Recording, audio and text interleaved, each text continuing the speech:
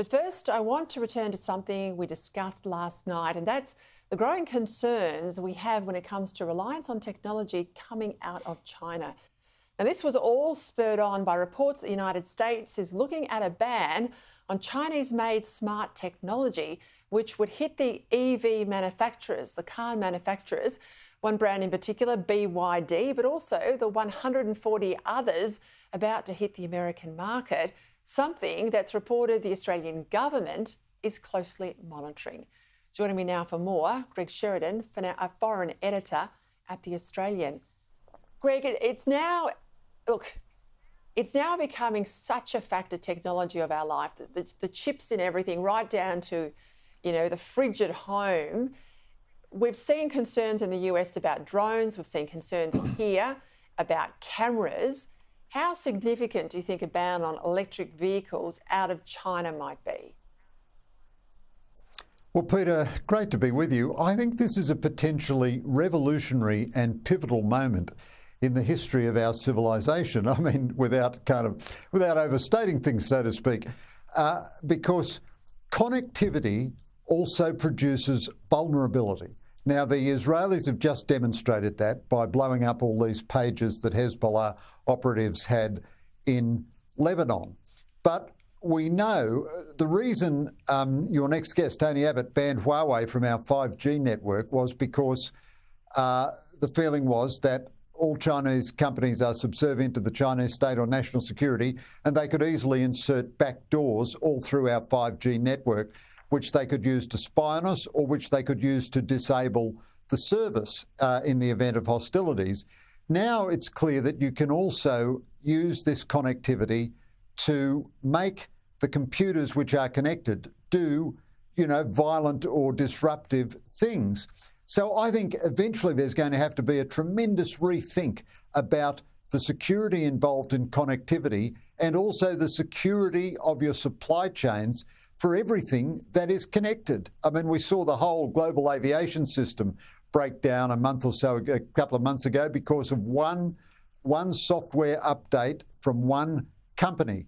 And the greatest minds in technology are going to have to devote themselves to how you protect against the vulnerability which connectivity brings, and also the security of supply chains, which essentially means nothing which connects back to China, not only which is made in China, but which has to go back through a Chinese, technology interface.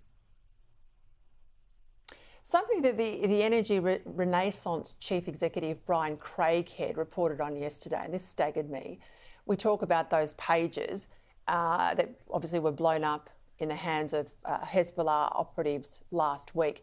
He talks about the batteries that, the government would love you to have on your home as part of the renewable energy mix. He said those batteries store about 7,500 times more power than the pager, that there's a software program in the batteries that's built in, and a lot are made in China, as we know, but the software program is also Chinese controlled, that stops these batteries from overheating.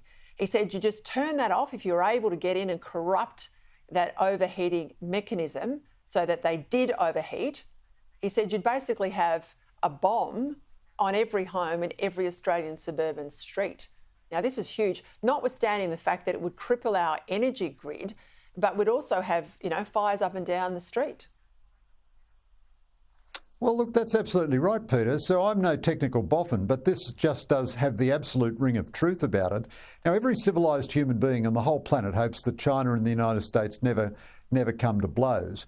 But China has behaved with extreme aggression in its region, in the South China Sea, in the Taiwan Strait, in Japan's territorial waters, against Australia, in international waters and international airspace. It has a completely unified approach where every Chinese company is subservient to Chinese intelligence. It uses trade in a completely geostrategic mercantilist way. It seeks strategic dominance of strategic markets. Now, in the event of any hostilities between the US and China, which would necessarily involve US allies like Australia, do we really think that China would not use the vulnerability which comes from this technology? And do we really think that Chinese companies have not installed backdoors in a lot of this technology. And if they haven't done it yet, do we really think that going forward they're not going to do it? I don't really have a quick, ready solution to all this, but this is an enormous policy area. I'll make this prediction. The Albanese government will do nothing at all about it. It'll be up to the Americans to do something, and then at the best, we'll follow on to the Americans. But this is a huge vulnerability for our societies. Greg, just quickly, we've been focused on the war for some time at Israel's south in Gaza. Now we've obviously got a horrific situation in the north due to Hezbollah in Lebanon. Give us your assessment of where things are at tonight.